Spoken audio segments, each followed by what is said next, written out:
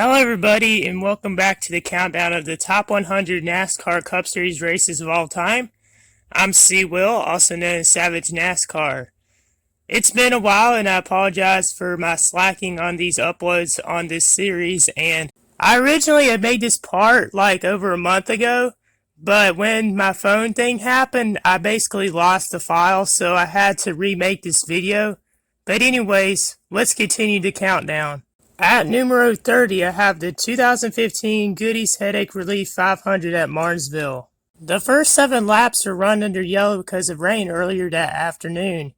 Joe Logano was the car to beat, going for his 4th win in a row. He led 207 of 500 laps. Clint Bowyer finished last after hard contact with the wall when David Reagan tried to go 3 wide with Kyle Larson. There's 18 cautions total in the race, and Danica was a part of 3 of them. On a restart with 64 laps to go, Brad Keselowski turned Matt Kenseth on the backstretch and collected Kurt Busch. Kenseth, who had had an incident with Logano a couple weeks earlier at Kansas, was seeking revenge and was waiting on Logano as he came around the corner. Then this happened. And Kenseth cleared by Logano. Maybe no! Kenseth takes him out! Logano into the wall! Caution comes out and the crowd roars! I remember watching this when I was like 14 years old. I was cooking dinner and I heard it on the radio and ran into the TV to watch what was happening, and I was jumping around and running around the house like a lunatic. The reason being that Logano had already won and was already advanced to the next round of the chase, and when he wrecked Kenseth to win at Kansas, it basically made no sense. Like, Kenseth was fighting to stay alive and Logano didn't need to win again, so when he dumped Kenseth, that's the reason why Kenseth went and repaid the favor. The wreck gave the lead to Jeff Gordon, who held off Jamie McMurray on the final restart to capture his last NASCAR Cup Series win. With the win, Jeff Gordon advanced to the championship floor at Homestead. Jamie McMurray, Denny Hamlin, Dale Earnhardt Jr., and Kyle Busch rounded out the top 5. Matt Kenseth got suspended for 2 races because of the wreck of Logano, and Logano's championship hopes were over. At number 29 is the 1987 Winston All-Star Race on May the 17th. Bill Elliott won the pole and was clearly the class of the field, leading 121 of 135 laps. Jeff Bodine and Dale Earnhardt Sr. got into an incident on the first lap, but both were able to rebound, and Bodine worked his way up to second by the end of segment 1, which was won by Elliott. On lap 62, Neil Bonnet and Richard Petty crashed, bringing out the first caution. Elliott won stage 2 with Dale Earnhardt and Jeff Bodine right behind him. At the start of the 3rd and final segment, the 3 leaders got together in turn 1. Bodine spun, bringing out the caution. Bill Elliott and Bodine blamed the incident on Earnhardt, but Elliott honestly was the one that turned Bodine. With 8 laps to go, Elliott was desperately trying to pass Dale, which resulted in the famous pass in the grass. Goes on the grass, comes back, and Elliott goes inside. And Earnhardt still got the lead. Incredible. The two kept trading paint, and Elliott eventually cut a tire and had to pit, finishing a lap down in 14th. Dale Earnhardt held off Terry Labonte and Tim Richmond for the win, collecting the $200,000 winner's prize. On the cool-down lap, Bill Elliott showed his displeasure with Dale by running into the side of him. At number 28 is the 2000 Cracker Barrel 500 at Atlanta Motor Speedway. It was race number 4 of the season, held on March the 12th. Dale Jarrett started on the pole but blew an engine, finishing 36th. There would be 30 lead changes among 17 drivers. Mike Skinner, who's trying to capture his first career win, led a race at 191 laps. On lap 275, a multi-car crash on the front stretch brought out the 8th caution of the race. With 20 laps to go, heartbreak struck for the 31 Lowe's team as Mike Skinner blew an engine, finishing 30th. This opened the door for Bobby Labonte and Dale Sr. to battle for the win. Dale Earnhardt nosed Bobby Labonte at the line by 0.06 seconds to grab his 75th career win. It was his final win at a non-restrictor plate track. The win also made Earnhardt the 3rd driver to win on both configurations of Atlanta Motor Speedway. Bobby Labonte led 46 laps, finishing 2nd. Mark Martin finished 3rd. Steve Park finished 4th. And Joe Nemechek finished 5th. At number 27 is the first running of the Great American Race. It was race number 2 of the 1959 season with a crowd of 41,921 people in attendance. 59 cars started the race, with 22 convertibles running in the event. Bob Wellborn started on the pole, leading 9 laps and finished 41st after blowing an engine. Richard Petty blew an engine and finished 57th. Jack Smith led the most laps with 57, coming home in the 7th position. There was 33 lead changes. Tom Pistone, who led 39 laps, dropped out of contention with 50 laps to go, giving the lead to Johnny Beauchamp. Beauchamp, who led a total of 30 laps, battled Lee Petty for the win. Petty, who led 38 laps, crossed the line first, but NASCAR declared Beauchamp the winner. It took them 3 days by looking at photo and video evidence to declare Lee Petty the winner. Charlie Griffith finished 3rd, Cotton Owens finished 4th, and Joe Weatherly finished 5th. At number 26 is the 1984 Firecracker 400 at Daytona International Speedway. It was held on July the 4th. It was race 16 of 30 of the season. Kel Yarbrough started on the pole, leading a race high 79 of 160 laps. The command was given by President Ronald Reagan, who became the first U.S. president to attend a NASCAR event. Reagan also spent some time commentating during the race. The first of 3 cautions came out on lap 41 when Bobby Hill blew an engine and crashed on lap 41. In the end, Richard Petty led 53 laps, caught up to Kel Yarbrough, and the two battled for the win. A crash on the backstretch with 2 laps to go brought out the caution. As the leaders raced back to the checkered flag, Petty dived low off turn 4, and he was able to nose Yarbrough at the line to capture his 200th and final career NASCAR Cup Series win. Yarbrough pulled off the track too early under yellow and was passed by Harry Gant, so Yarbrough was credited with the 3rd place finish. Bobby Allison and Benny Parsons rounded out the top 5. After the race, Ronald Reagan and Richard Petty did a post-race interview. And then Reagan joined the drivers for a post-race meal. At number 25 is race 34 of 36 of the 2014 season, held on November the 2nd. Matt Kenseth won the pole, leading the first 53 laps. Jimmy Johnson, though, was the class of the field, leading a race high 191 of 334 laps. Kyle Busch, who won the truck and Xfinity races, was looking to sweep the weekend but hit the wall on lap 205, bringing out caution number 3. There was 23 lead changes and 13 cautions in the race. Going by a different pit strategy, Brad Keselowski made his way up to the front as the laps wound down. In the last 50 laps, multiple accidents brought out more cautions and made for an exciting finish. On the first attempt of a green-white checkered finish, Brad Keselowski squeezed his way between Jimmy Johnson and Jeff Gordon, cutting Gordon's tire. Gordon spun, bringing out another caution, and it hurt his chances at another championship. On the final restart, Jimmy Johnson held off Brad Keselowski and Kevin Harvick to capture his 3rd straight win in the fall race.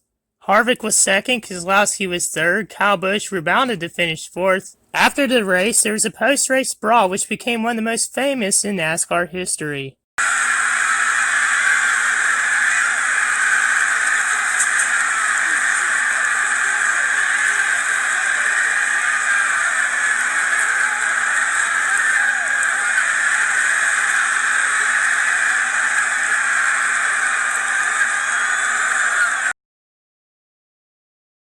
At number 24 is the 54th running of the Great American Race.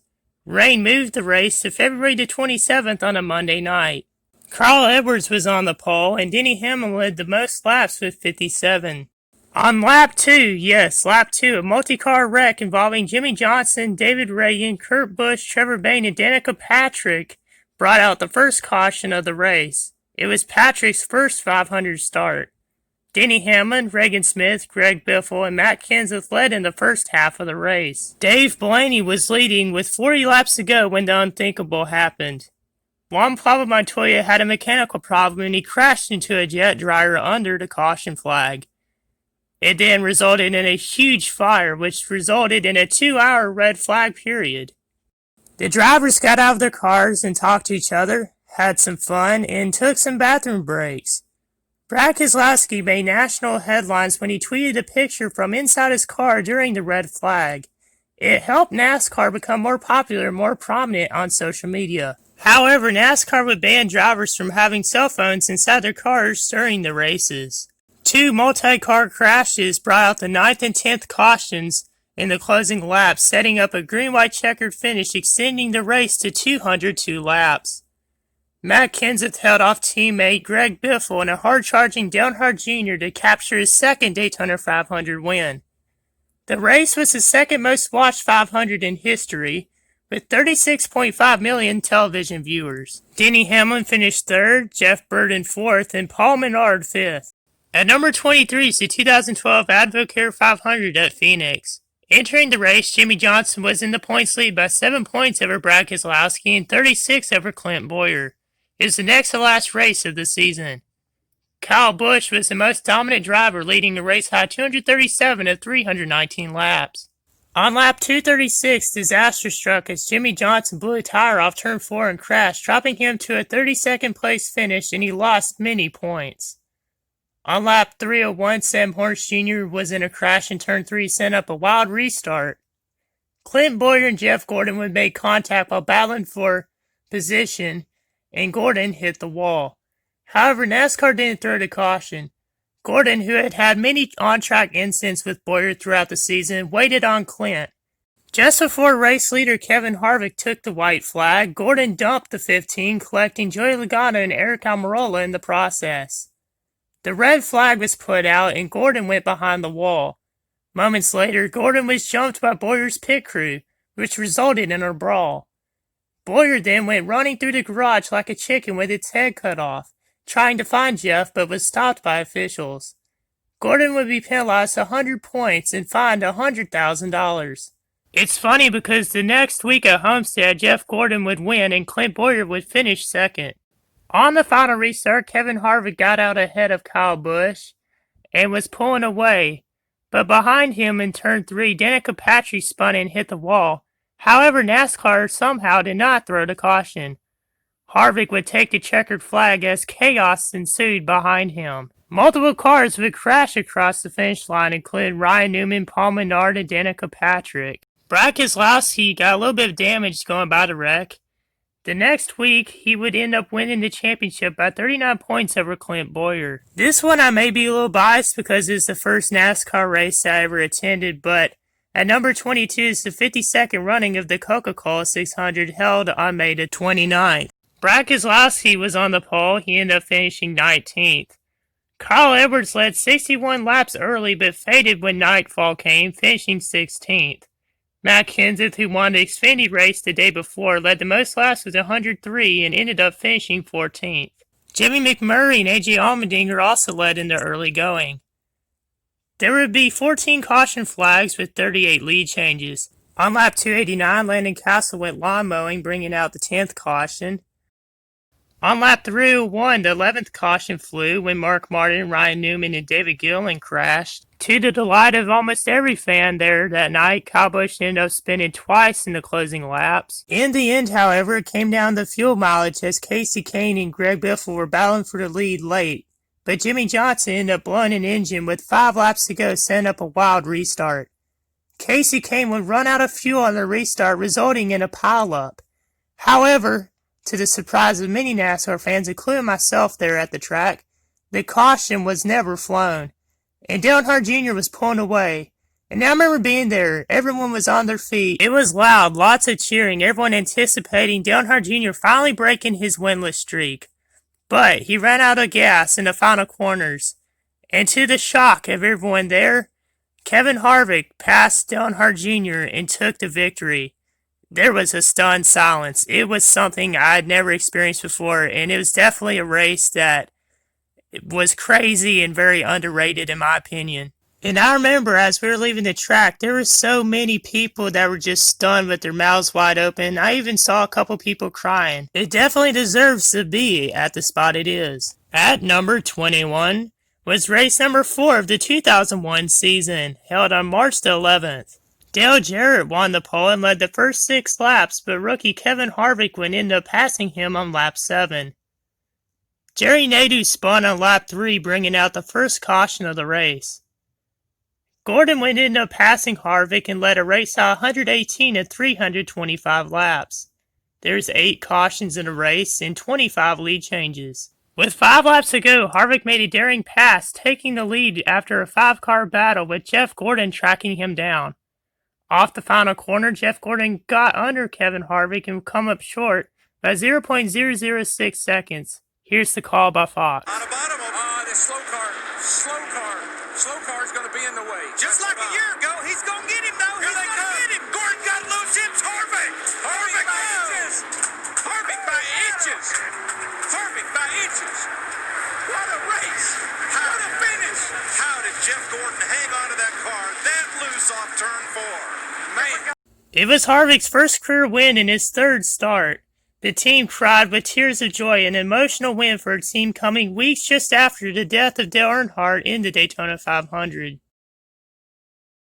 At number 20 is the 23rd race of the 1999 season, and it was held on August the 28th. Pole sitter rookie Tony Stewart led the most laps with 225 of 500. On lap 77, a multi-car crash brought out the second caution of the race. There would be 11 lead changes and 10 caution flags on the night. Dale Earnhardt started 26th but made his way up to the front and was a contender late in the race. With 10 laps to go, Terry Labonte was spun by Darrell Waltrip, setting up a final restart with 5 laps to go. Labonte went to pit road and got fresh tires for the restart. He was quickly able to work his way back up to the front and passed Dale Earnhardt as they took the white flag. However, on the final lap in turn 2, Dale Earnhardt dumped Terry Labonte, and it ended up collecting multiple cars, as Dale Earnhardt would end up capturing the win, and it was his 9th at the track. Jimmy Spencer finished 2nd, Ricky Rudd 3rd, Jeff Gordon and Tony Stewart rounded out the top 5. In victory lane, Earnhardt was met with many boos, and then he said one of the most famous quotes in NASCAR history. Terry got into me in the middle of 3 and 4, and I was going to get back to him and just rattle him. I wasn't going to wreck him, but I got to him and he turned him around. So didn't mean to really turn around, meant to rattle his cage over. At number 19 is the 2013 Auto Club 400 at Auto Club Motor Speedway. It was race number 5 of 36 on the 2013 season, held on March the 24th. Now, I'm sure some of y'all are wondering why this one's so high on the list, and I'm sure some of y'all think it should be lower, but in my opinion, the race was really fun to watch. There's a lot of 3 and 4 wide battles, and unlike many other Auto Club Speedway races, I actually found this one quite entertaining, and there was 17 lead changes and 9 cautions in the race. Joey Logano led 41 laps. With around 15 laps to go, Clint Bowyer spun, setting up a wild final restart. On the restart, Stewart went low, but Logano blocked him all the way down to the apron, causing Stewart to lose momentum, and the two would end up getting in a post-race fight. In the final laps, Denny Hamlin and Joey Logano battled for the win. The two had had a confrontation off the track the week before at Bristol after Hamlin had wrecked Logano. In the final turns, Logano got loose and went up the track into Denny while Kyle Busch snaked by on the outside as the two crashed. Kyle Busch would end up taking the win, sweeping the weekend. Unfortunately, Hamlin suffered an L1 compression fracture in his back and would miss the next 4 races after nailing the inside wall. Dale Earnhardt Jr. finished 2nd, Joey Logano 3rd, Carl Edwards 4th, and Kurt Busch 5th. Thank you all for watching this video, and if you want to see more NASCAR content about me, you can follow me on Instagram at savagenascar. And if you haven't yet, please hit the like and subscribe button. I appreciate it very much, and please share this video with other NASCAR fans and people you may know. And thank y'all for watching, and I'll see y'all in the next one. Peace!